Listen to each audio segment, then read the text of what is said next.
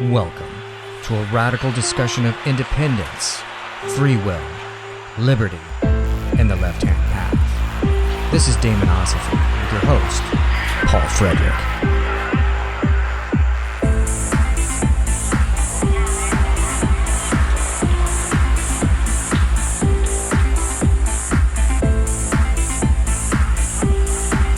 Hey kids, Paul Frederick of Daimonosophy here. Listen, I want to talk to you today about a new book I just got in the mail, The Occult Roots of Bolshevism, From Cosmist Philosophy to Magical Marxism by Stephen E. Flowers. And this is Dr. Flowers' latest book. If you're a fan of Dr. Flowers and you've been following along with him over the years, you'll know this isn't the first time he's brought up the issue of Bolshevism and the history of Bolshevism and the magical aspects of it. If you caught my last interview with him on Daimonosophy, he spoke quite in depth about this book that he was working on, putting the finishing touches on at the time. Well, the good news is this is out. It's available through Amazon. It looks just like this, very beautiful red color, and the red, there's more to that. We'll get to that in a minute, but it's available on Amazon. I encourage you to get it, check it out, and I also, if you're so inclined, you get it and you read it, I encourage you to go write a review of it on Amazon, because that always is very helpful for independent and groundbreaking writers like Dr. Flowers. So a little bit about this book. 4 things about this book that I think are particularly cool and worthy of checking out, that I think people will find of interest and benefit from. One, he talks about my 4 days as an anti-communist freedom fighter, which again, if you heard the last interview that I did on Daimonosophy, he talked about this a little bit. Maybe it's more like the 70s. When he was a student, he went to Eastern Europe and Bulgaria to help get messages through to people who are living under communism, messages from friends and family in the West, and often parts of a underground freedom network that was working either against communism or to get people out of communism, sneak people out of communism. But anyhow, he went over there to deliver messages and worked for that cause. So not a lot of people, I think, are aware of that about Dr. Flowers. He actually went and risked his life and worked for the cause of enhancing and promoting liberty in the world in a very real and material kind of way. So it's great reading his story about that, how he almost got caught, again, that's another person that in their history, they were this close to ending up in a gulag. And if that had happened to him, we wouldn't have had Lords of the Left-Hand Path and Runer Mall and all the countless other great books that he's come up with over the years. So that story is really great. I really enjoyed that. And then he talks about two things in the evolution of this. He talks about the key players in Marxism and Bolshevism. So and the individuals associated with that, and that's very good, and it's very enlightening, and it's very academic. This is really the kind of stuff that should be taught in schools, like what from an objective point of view, who was Karl Marx, what were his ideas actually, why are these things collectivist, why are they destructive to liberty and to human life on Earth. And he goes through each of them, Lenin and Stalin and all these key players, and also a lot of the esoteric aspects behind this, a lot of which is like mythology. A lot of it is really just like propaganda that the Communist Party put out during the time. But it's great studying and learning about all of those things. The other thing that he focuses on that I think is even more unique is the influence of Russian Cosmism, which if you listen to the podcast, you've heard me reference it a couple of times. And there's not that many books out there on it already. There's just a couple. But basically, Russian Cosmism was a theory or a body of theories, a body of inquiry developed by several different key players. And he talks about each of them in the book and what their contribution was to this, and also how the ideas of Cosmism, the cosmology, if you will, how that influenced Bolshevism and eventually the Russian space program. Much of the Russian space program drew inspiration from the idea of the cosmists. And it goes back to the first cosmist is a guy named Fedorov. Yeah, Nikolai Fedorov. And he really got the whole thing going. And his basic theory was that science will eventually and inevitably get to the point where not only do we that we extend life indefinitely, extend human life indefinitely.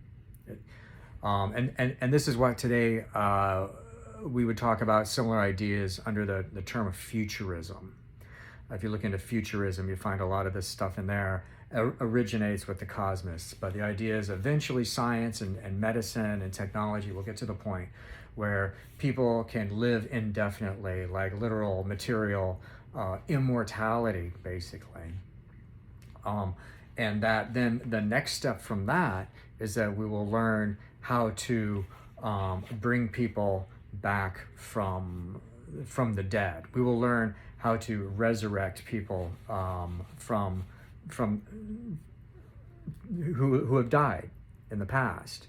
And Fedorov, he didn't actually do experiments or anything like that. He really just talked about like the ideas and the ideology of this. But the idea is that we know in the universe that and modern material science backs this up, that atoms are never destroyed, they just change form.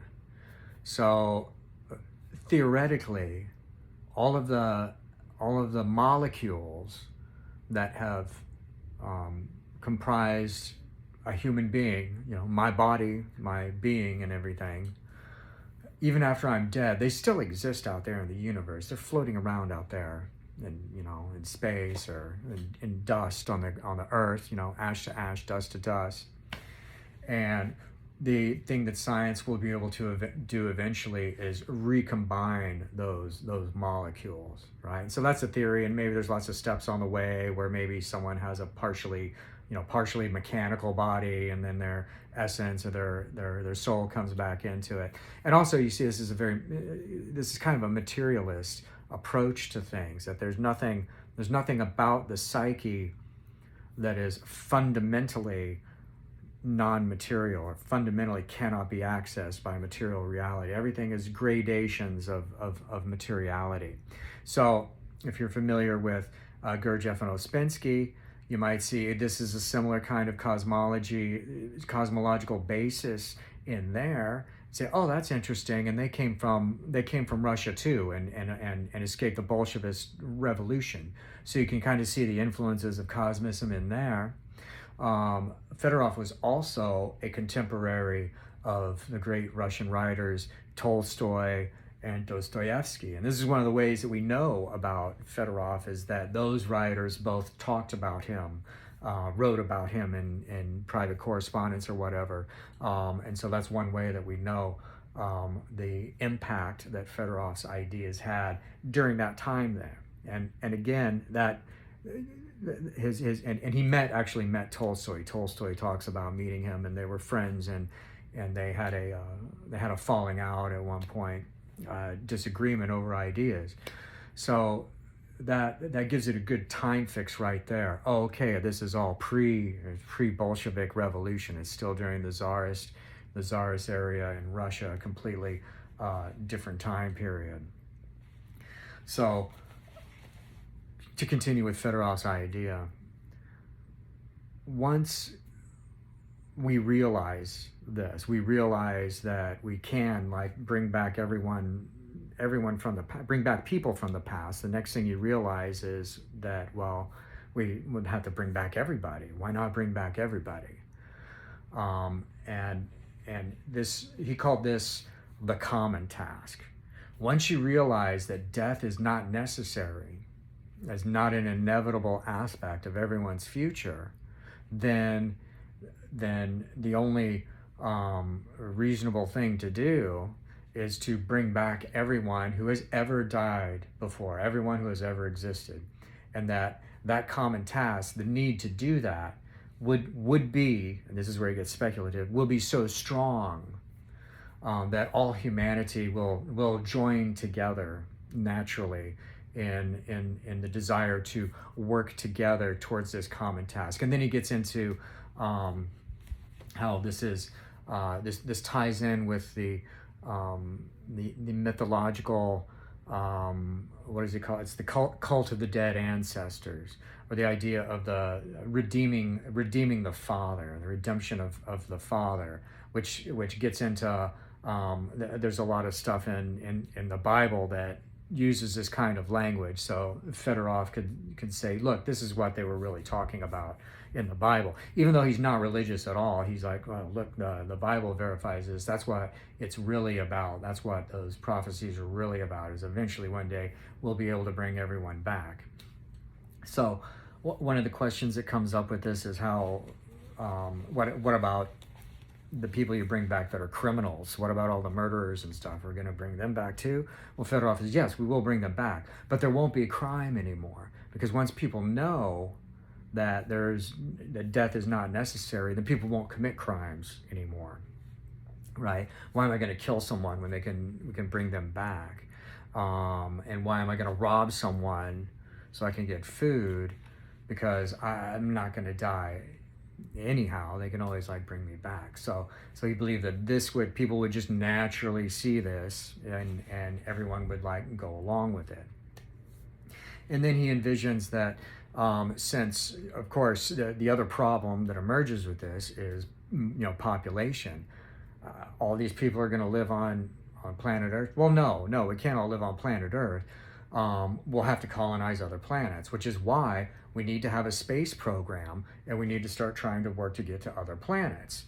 And this is where, you see, I think you can see already where these ideas were very appealing to the Soviets, to Marxists. First of all, the idea that, well, in the future, there's everyone's going to work together just inherently, and greed and rational, self-interest won't exist anymore. Everyone will just work together.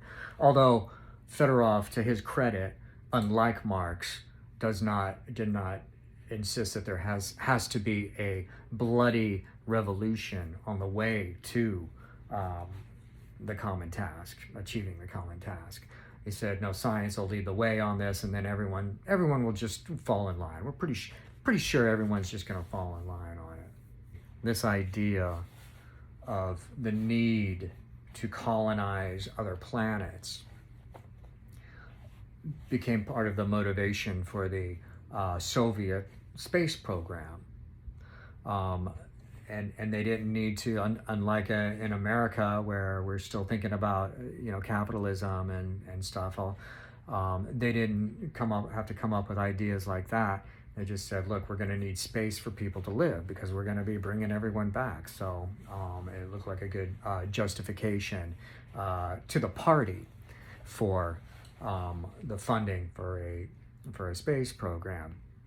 They also had this idea of spaceship Earth, that eventually the Earth will become a a globe, the globe of the Earth will learn how to move the Earth off its axis and maintain its atmosphere and move Earth around in space in order to travel closer to other planets to work on colonizing them and stuff like that. Which sounds crazy, but you know what? Just last year or the year before, there was a film put out by the CCP, by the Chinese Communist Party, called,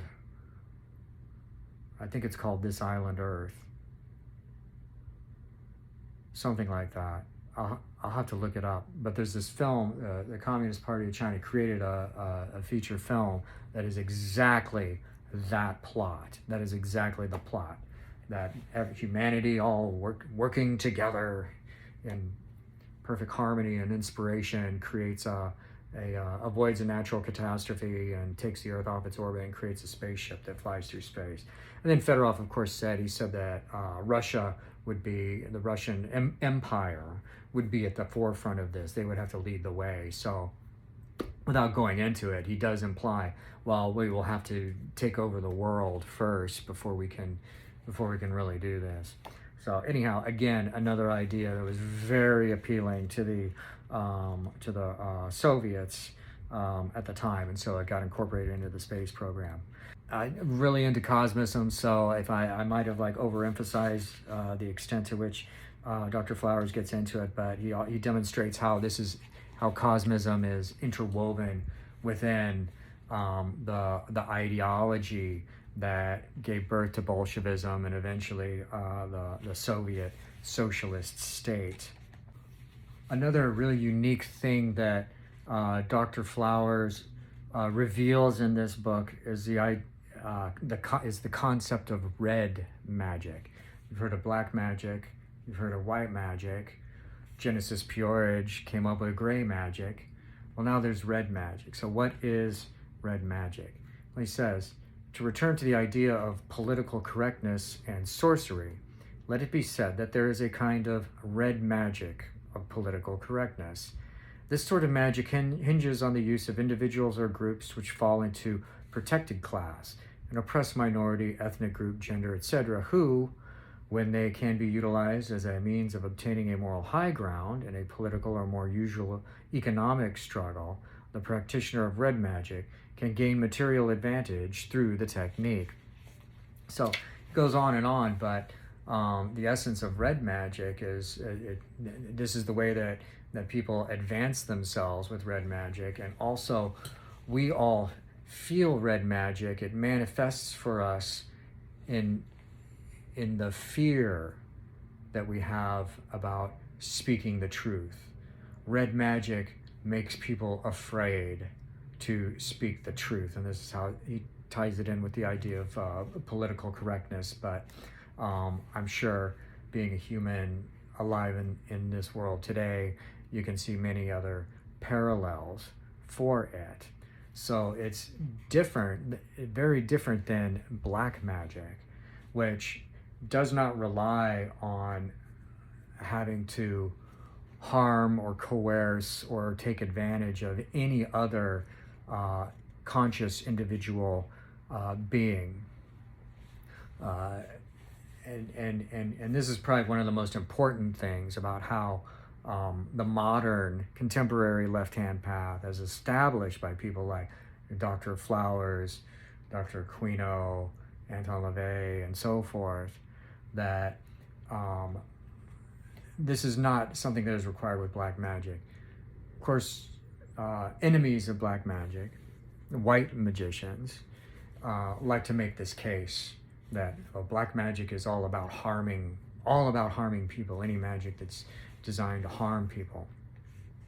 When in reality, white magic is about collectivism and an obliteration of the individual into an absorption of the individual into the collective cosmic soup, or however that is conceived at any time. But contrary to that, true black magic does not require the suppression of any other individual or coercion of any other individual. Black magic is, true black magic is the act of looking within the self and making the efforts to bring into being a new advanced state of being.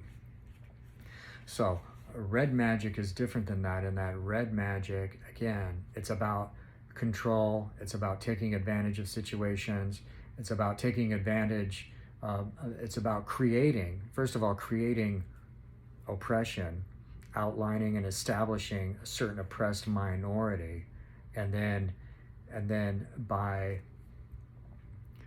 the stated goal of helping those people, advancing your own self.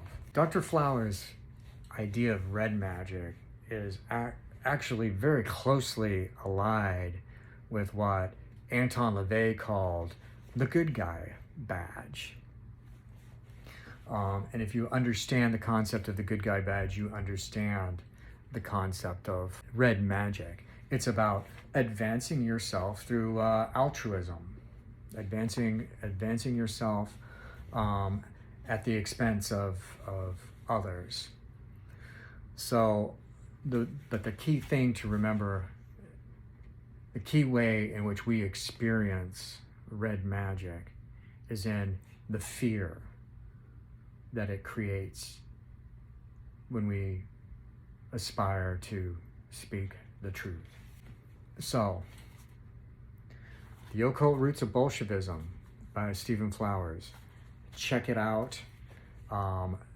As all of his books are, it is very lucid. It is well researched.